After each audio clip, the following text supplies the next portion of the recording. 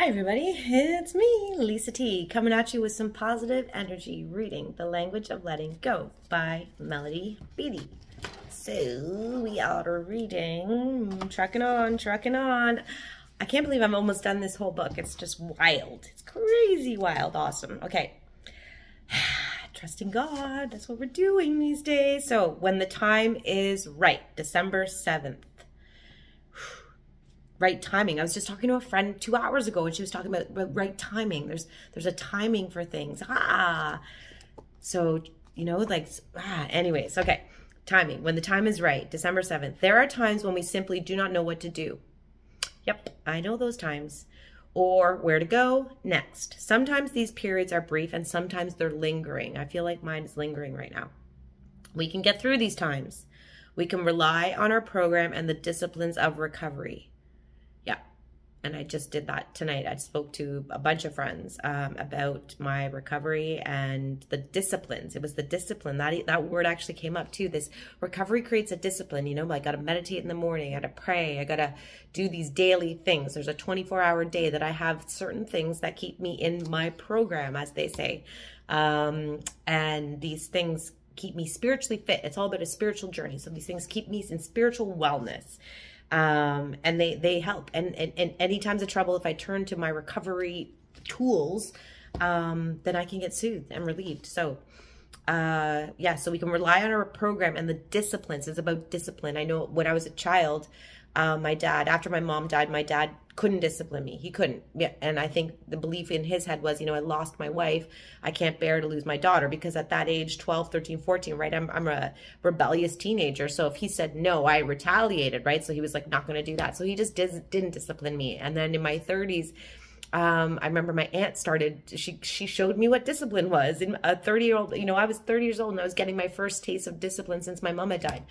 And so I've craved it. And children do crave discipline. Children want boundaries. Children want these things. But if we didn't get it, if our childhood was a little bit rocky and we didn't get the right discipline, we need discipline. We're going to need it. And actually crave it. You might not know it unless you dig deep, but the discipline keeps my life in order. It keeps my mind in order, my heart in order, my feelings, my emotions. Discipline. Meditation is a discipline. Yogis practice it as a discipline. It's a practice, but it's also discipline to do this daily stuff or weekly stuff or whatever we do to keep our minds and bodies in wellness, right? So we can rely on our program and the disciplines of recovery. We can cope by using our faith, other people, and our resources. I did this today. Prayer. Talking to my friends, other resources. So accept uncertainty. It's scary to be in the uncertain, in the void, in the unknown. It's like, if you're anything like me, like I want to know how things are going to play out. I have a control issue, like I'm working on it, right? But it was really bad before. I had to hyper vigilance about micromanaging everything so that I can feel a sense of security and safety, and because I didn't want to live in uncertainty. But now in recovery, I know that I can live in the uncertainty because I have faith. I have a higher power. So accept the uncertainty. Okay, it's just an uncertain time right now, and that's okay. I'm okay. We do not always have to know what to do or where to go next. We do not always have clear direction. We're not always going to have clear direction. So we need to accept and be okay in the uncertainty. Refusing to accept the inaction and limbo makes things worse. So anytime we don't accept something, it makes it worse. So if we don't want to accept, like, oh, but I got to do something, but you're in the uncertainty and you feel this like urge to do something, don't. Just be in the uncertainty. It's okay to temporarily be without direction. You can say to yourself, I don't know, and I'd like to follow, and that's okay. You can, and be comfortable with that. You can say to yourself, I don't know, and be comfortable with that. Learn to be comfortable with it. Learn to be good with it. We do not have to try to force wisdom, knowledge, or clarity when there is none. Don't try to force it. Anytime you try to force anything, people, places, or things, right? It doesn't turn out well, as we've learned in multiple readings prior, right? So even with the uncertainty piece and not knowing your own direction or action to take right now, get comfortable with that. Don't force it. So while waiting for direction, we do not have to put our life on hold. Let go of anxiety and just enjoy. I've been doing that for sure.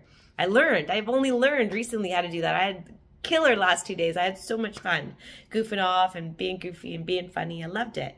So let go of anxiety and enjoy your life. Relax. Do something fun. Enjoy the love and beauty in your life. Enjoy the love and beauty in your life. How do you do that? Make a list of gratitude. Make a gratitude list, things you're grateful for.